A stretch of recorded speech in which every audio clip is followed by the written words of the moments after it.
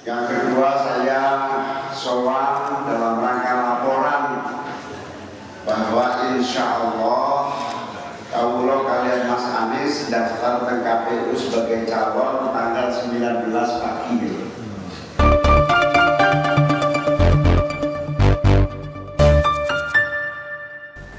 Iya, selamat petang saudaraku semuanya dimanapun berada. Berjumpa lagi dengan Om Ben nih. Salam seger waras. Caimin, kembali lagi nih Caimin ini. Cawapres Koalisi Perubahan mengatakan bakal mendaftarkan paling awal katanya nih untuk ajang kontestasi Pilpres 2024 mendatang.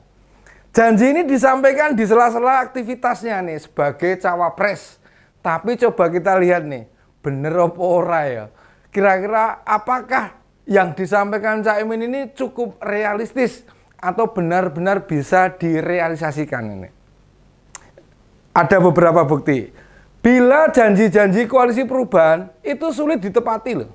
Secara sederhana, hingga saat ini tim Baja Amin, yo gampangnya tim sukses lah sebutannya seperti itu ya. Faktanya belum terbentuk secara matang. Kan siapa komandannya? Atau ketua tim suksesnya saja belum ada loh. Padahal pendaftaran kurang dari seminggu. Mengapa Caimin bisa sangat yakin mereka tiba di KPU pada Kamis 19 Oktober jam 9 pagi? Nah, nunjuk orang untuk mengetuai tim sukses saja gagal, merayu Bu Khofifah, Mbak Najwa Shihab, Kiai Said, hingga artis cantik itu siapa tuh? Dian Sastro. Semuanya balik kanan, ditolak. Semuanya menolak. Makanya yang sekarang ini sudah ada di tim sukses murni perwakilan partai pendukung. Juga representasi capres-cawapres. Tim sukses Koalisi Perubahan ini agak aneh. Menyisipkan anggota mewakili capres-cawapres.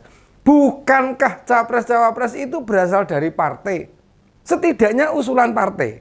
Kenapa anggota tim ada orang kepercayaan capres-cawapres? Ya, baru kali ini terjadi dan hanya ada di tim Baja Amin, Badan Pekerja Anies Caimin ini. Nah, daftar nama tim sukses sudah ada 15 orang. Berasal dari parpol pendukung dan capres-cawapres itu. Masing-masing menyodorkan 3 nama. Sama sekali belum ada nama yang berasal dari non-partai atau orang kepercayaan capres-cawapres itu. Misalnya nih ya, kita bandingkan dengan TPN-nya Pak Ganjar. Kan ada nama Pak Andika, Pak Arsyad Rashid, Pak Andi Wijayanto, Pak Gatot Edi Pramono. Itu bukan orang partai atau orang dekatnya Pak Ganjar. Mereka itu berasal dari kalangan profesional serta pensiunan TNI Polri yang waktu diajak mereka langsung siap nih, tidak menolak. Nah, itu bukan soal ini, baru soal tim sukses itu seperti itu. Dan mendaftar ke KPU sebagai capres-cawapres bukan hanya kelengkapan administrasi saja. Juga ada daftar tim sukses yang diserahkan. Dan kita tahu tim sukses mereka belum menetapkan siapa yang bakal menjadi koordinatornya nih. Kemudian, jika kita coba mengingat waktu Pak Anies belum punya cawapres.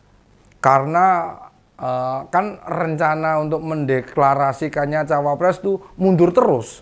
Katanya akhir 2022. Sebelum Ramadan Maret lalu tuh mundur lagi. Mereka bilang setelah lebaran, yo batal neh. Yo pas Idul Adha.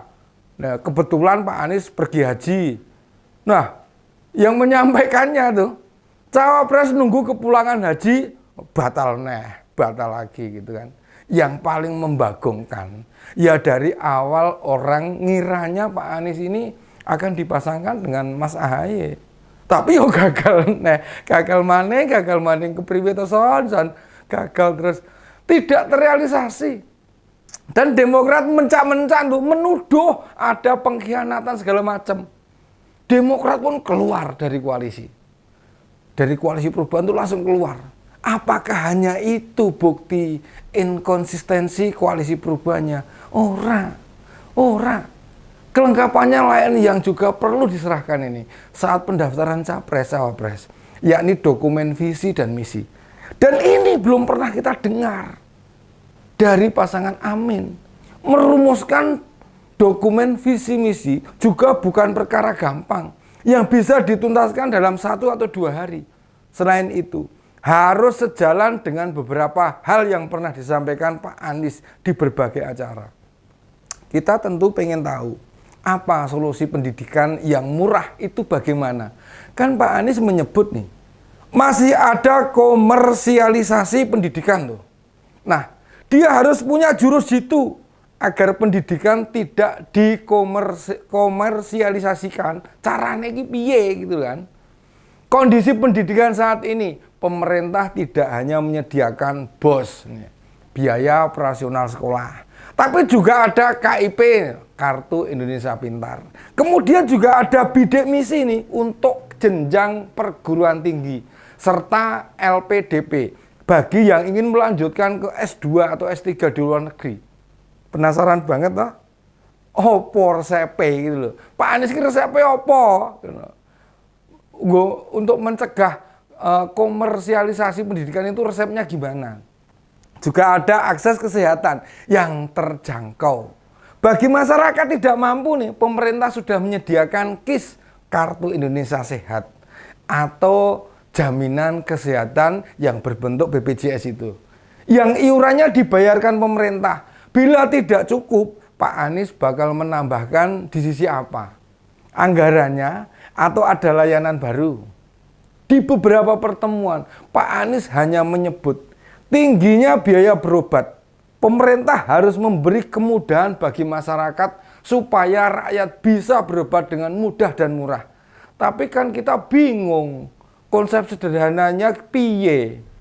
Sing sakit diwedit gitu, yang sakit dikasih uang gitu. Apa disediakan transport gratis ke fasilitas kesehatan? Iuran BPJS-nya dibesarkan subsidinya gitu. Ini yang belum terjawab. Mungkin ada orang dari PKS atau tim Pak Anies, tolong bisa bantu jawab pertanyaan itu. Monggo, silahkan tulis di kolom komentar ya, supaya kita semua tuh tahu. Kemudian Pak Anies juga pernah bicara nih, mahalnya harga kebutuhan pokok. Semahal apa sebenarnya? Karena tingkat kemahalan barang kan silih berganti. Sekarang ini beras yang lumayan mahal nih.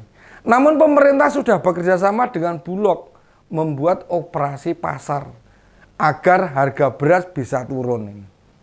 5 bulan lalu ya, stok minyak goreng itu terbatas. Namun sekarang sudah tersedia seperti semula. Nah, untuk menjawab itu semua, apa sih strategi yang mau diterapkan Pak Anies? Mungkin ada yang pernah tahu.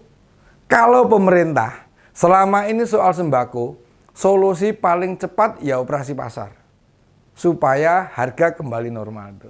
Kita tunggu nih, apa konsep Pak Anies membantu menekan harga supaya masyarakat tidak terkena dampaknya, namun paling tidak selama Indonesia dipimpin Pak Jokowi nih, di 5-7 tahun terakhir, harga sembako di pasar tradisional cenderung stabil. Memang kadang ada barang tertentu naik, dan itu faktornya karena demand. Permintaannya naik, membuat stok itu menipis. Nah, itu kemudian mendorong pedagang eceran menaikkan harga. Itu baru contoh 3 isu yang membutuhkan pikiran. Jalan keluarnya apa yang ditawarkan pasangan capres-cawapres?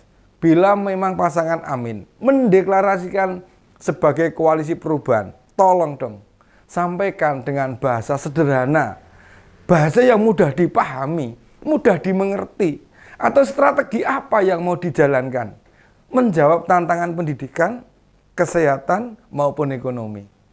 Dan kita sangat paham dalam hal gagasannya Cak Imin ini. Dalam hal gagasan, Cak Imin tidak akan terlibat banyak. Dia hanya lebih banyak bermanuver di bagian politik semata. Dengan beban yang masih belum dituntaskan itu. Apakah janji koalisi perubahan bakal mendaftar pada Kamis 19 Oktober jam 9 pagi? Kira-kira terbukti enggak? saya kok nggak yakin. Ya seperti yang selama ini jadi kebiasaan mereka. Demikian opini Om Ben kali ini. Salam seger waras, sampai jumpa lagi. Tetap semangat.